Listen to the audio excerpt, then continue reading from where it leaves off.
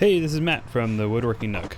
Today we're going to be attempting to mill up this tree cookie using just a reciprocating saw. Now this is a tree cookie from a melaleuca tree that has this paper bark on it. So I was attempting to kind of get as much off as I could. I was laying out some lines here that little did I know was very ambitious. My main goal here was to just get this thing roughly cut up since I needed it to dry. I ended up drying these pieces up in the attic for about 8 or 9 months to allow them to fully dry before I started working with them. And this tree came from a neighbor's house. I don't normally take pieces of wood like this, but I wanted to see what I could do with it in my small shop. So cutting it in half took a long time. A lot longer than I anticipated.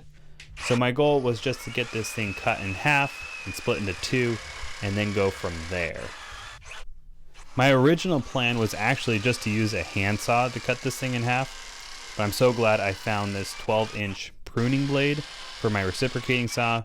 It definitely sped up the process of cutting this thing in half.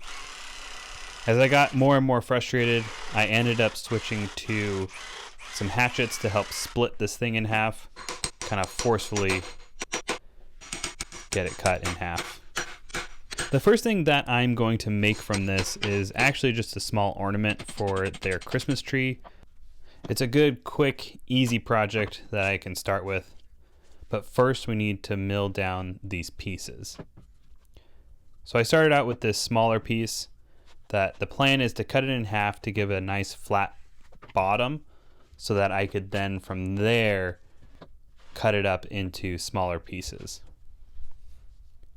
My first attempt was to just use double-sided tape stuck to a 2x4, but this did not work as it wobbled too much. So I ended up adding in some screws into the back so that it held it down more. And this was on the side that I was not planning on using as much. So those screw holes I was not super nervous about. This worked super well, and I switched back to that 12-inch pruning blade as that thing cut super well. And just a quick reminder for those who are wanting to try this at home, this is not the proper way to mill wood. This is something that I have figured out. I'm wanting to create a small project from it, and these are the tools that I have to do it. So again, use the tools at your own discretion. Everyone knows their limits, and be safe out there. Now it's time to cut the wood lengthwise, and my plan was to get some plain sawn and quarter sawn wood out of this small piece of wood. This project was actually really cool to see how quarter sawn and plain sawn pieces of wood are actually cut from a log. Granted, yet this is not really a log, but it was cool to see the different grain patterns that came out of milling it down. I clamped these pieces down with the double-sided tape, and both of those together really helped hold down the piece, and the cutting was pretty quick and simple. You do want to watch out for the clamps slowly releasing themselves.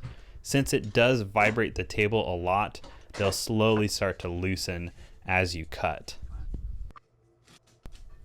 While this is way too small of a channel to have any sort of sponsor, I do have an Etsy store that has some pretty cool woodworking t-shirts if you want to check them out.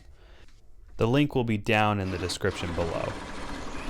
And in this shot you can really see those clamps loosening up by spinning backwards up.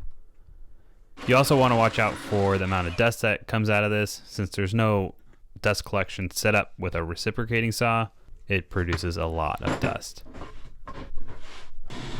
After these were milled down, it was time to cut them into the shape of a house for the ornament. I'm not going to plane these down anymore. The finish that the reciprocating saw gave on it was good enough for me. It actually wasn't super rough, so just some light sanding would be sufficient. Another reason I'm not going to plane them down is because I don't have a planer. You got to use what tools you have in your shop, and don't use that as an excuse to not make something. All the tools that you see here in this frame are all the woodworking tools I have. I want to be able to show people that you can make things in a very small shop, even if you don't have a ton of tools.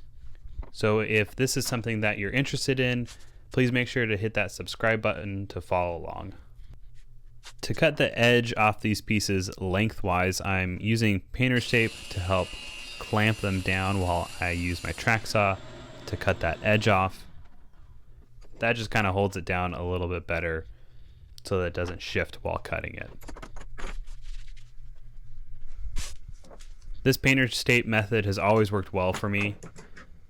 In hindsight, I should have had the track lay on the piece a little bit more instead of having it propped up on the 2x4s, but this worked just fine. So now I'm marking out the angles for the roof of the ornament. These will be an easy cut with the track saw. Now I'm having the track actually lay on the piece and cut each side. The little rubber grippy feet on the track saw tend to grip the piece super well, so I'm not really concerned about these cuts moving on me at all. Now it's time to cut a small window from the house. I'm just going to add a square window to the right hand side. So I'm drilling out the hole and then we'll cut the 4 sides to the window.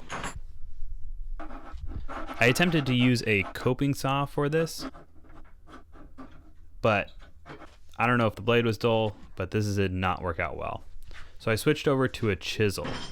Now, I am not a chisel guy. I don't know how to use them well.